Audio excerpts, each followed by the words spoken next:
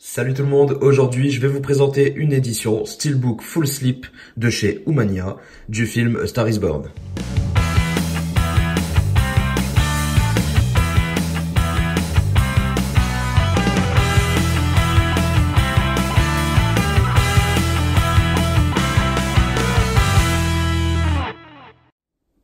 Alors habituellement, je ne veux pas acheter d'édition full slip qui contiennent un steelbook international, tout simplement parce que un full slip ça coûte quand même en moyenne 40 à 45 euros.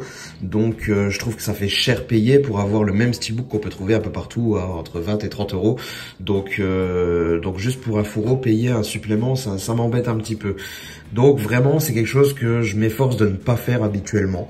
Là, j'ai fait une exception parce que Star is Born, ça a été vraiment un film coup de cœur. En plus de ça, le steelbook, j'en étais un poil déçu quand même parce que j'attendais des plus beaux artworks que ça. Donc voilà, il y avait cette envie de l'exposer, mais je le trouve pas assez beau pour l'exposer. Alors je me suis dit, prends-toi une édition full slip, même si tu la payes, c'est pas trop grave. Au moins, tu auras une pièce à exposer de ce film qui est vraiment grandiose, ce full slip, vous allez le voir. Mais voilà, mais en plus de ça, je regrette pas du tout mon achat, tout simplement parce que moi j'avais pris l'édition française Fnac et je suis tombé sur le steelbook entièrement glossy. Et là, le steelbook international, c'est un steelbook qui est spot gloss, donc c'est une autre finition.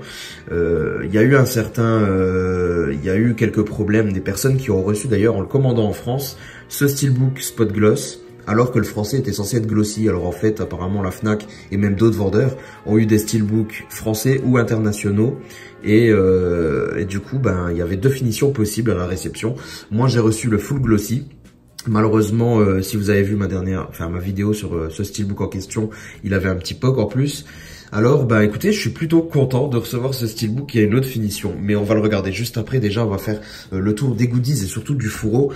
Niveau carte, il n'y a rien de particulier à noter vu que de toute façon, vous avez la piste en version originale Dolby Atmos True HD. Par contre, pas de VF ni sous-titres français. Donc ça, c'est dommage. De toute façon, à l'intérieur, il y a simplement le Blu-ray et non pas le 4K. On va regarder directement le fourreau parce que c'est clairement ce qui m'a décidé. Regardez-moi ça, voilà, je me plaignais que je pourrais pas l'exposer ce steelbook, et regardez-moi ce fourreau magnifique. Donc rien que pour ça, je suis content d'avoir pris cette édition.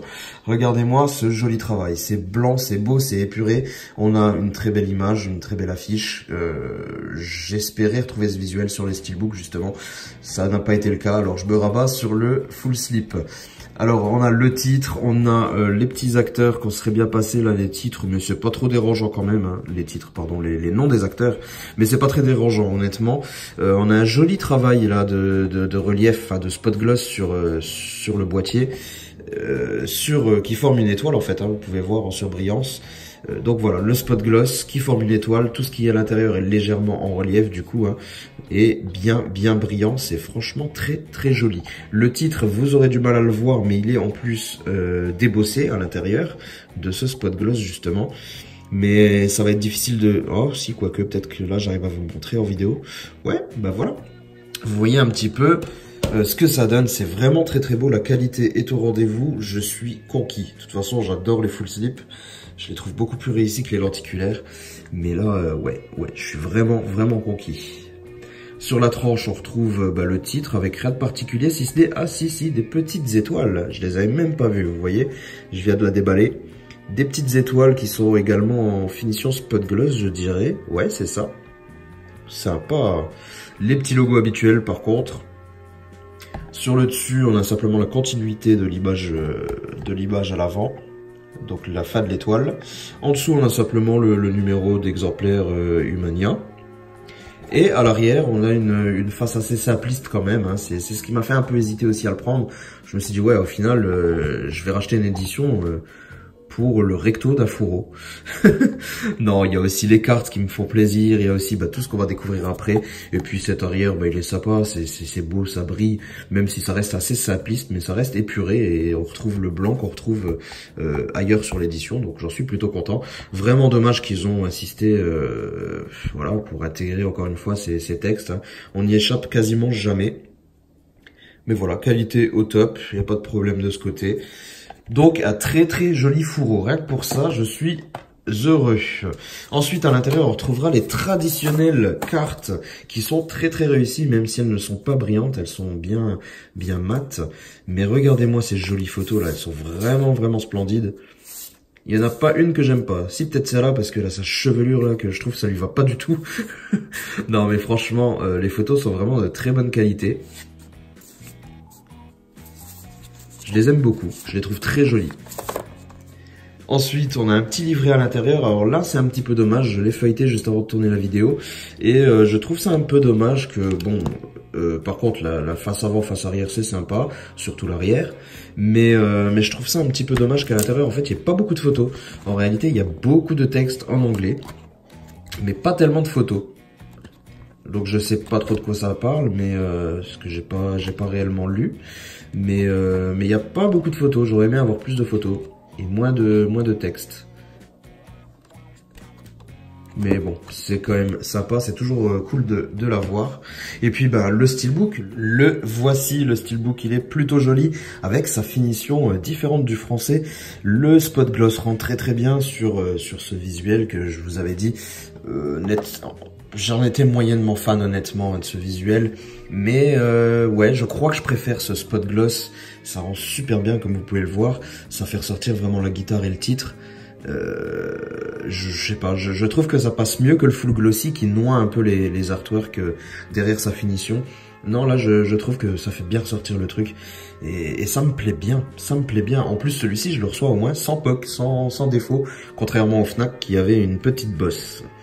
Donc voilà, si vous avez vu mon ancienne vidéo, vous ne découvrez pas réellement les artworks, forcément. Mais ça passe plutôt bien, et puis, ouais, j'adore quand c'est des touches de vernis comme ça rend super bien, je trouve. Sur la tranche, on retrouve le titre doré, encore une fois, et le petit logo habituel, rien de particulier à noter. La face arrière, un peu trop simpliste à mon goût, hein, je l'avais dit déjà pour l'édition française. Je trouve vraiment que ça fait un peu vide, hein, on retrouve l'étoile quand même de A Star Is Born, le clin d'œil est là, mais voilà, juste cette étoile, ce micro, je trouve que c'est un peu simple quand même, hein. Il y avait clairement mieux à faire. Après, bon, elle est là, elle est spot gloss, ça rend très bien également. Mais ouais, il y avait quand même mieux à faire, on est d'accord. Hein. Mais encore une fois, je trouve que ça passe bien là avec ce spot gloss qui fait bien ressortir, contrairement au full slip français où ça sort un petit peu moins bien. J'ai du mal à me prononcer. Je ferai peut-être après cette vidéo un petit comparatif des deux éditions, juste comme ça rapidement, hein, à l'arrache, mais au moins pour que vous voyez vraiment la différence entre les deux steelbooks côte à côte. Je le ferai sûrement. Voici donc la vue d'ensemble, là, de l'extérieur. Écoutez, c'est pas trop mal. Il y avait vraiment mieux à faire. Je l'ai déjà dit, je me répète. Mais c'est pas trop mal. C'est pas trop mal. Et je crois honnêtement que c'est mieux que le glossy. Pareil, je l'ai déjà dit 15 fois. Mais c'est pas grave. Voilà la sérigraphie. Donc, je le rappelle, pas de VF dessus. Donc, ni de sous-titres français. Donc, ça, c'est un petit peu dommage. Et l'artwork interne, hein, toujours pareil, assez clair, assez net, c'est beau. Dommage pour les petits textes, là, les petits crédits en dessous, qu'on aurait pu avoir derrière le disque plutôt planqué. Mais c'est globalement assez satisfaisant. Écoutez, mon avis perso, je crois que je préfère quand même ce spot gloss. Et pour en avoir le cœur net, je vais faire un petit comparatif des deux éditions. Que je vous posterai, je pense, peut-être un petit jour d'intervalle ou deux, mais un petit comparatif juste des vues extérieures, ça durera même pas une minute la vidéo, je pense. Mais voilà, pour que vous puissiez voir la différence entre les deux steelbooks, mais je crois que moi, mon cœur balance vers le spot gloss. Voilà, n'hésitez pas à me dire ce que vous pensez de cette belle édition, de ce beau fourreau dans les commentaires. On se retrouve très bientôt. En attendant, vous pouvez me laisser un petit pouce bleu qui me fera plaisir. Vous pouvez vous abonner si c'est pas encore fait. Vous pouvez liker, partager, tout ce que vous voulez. On se retrouve très bientôt. Portez-vous bien. Ciao tout le monde.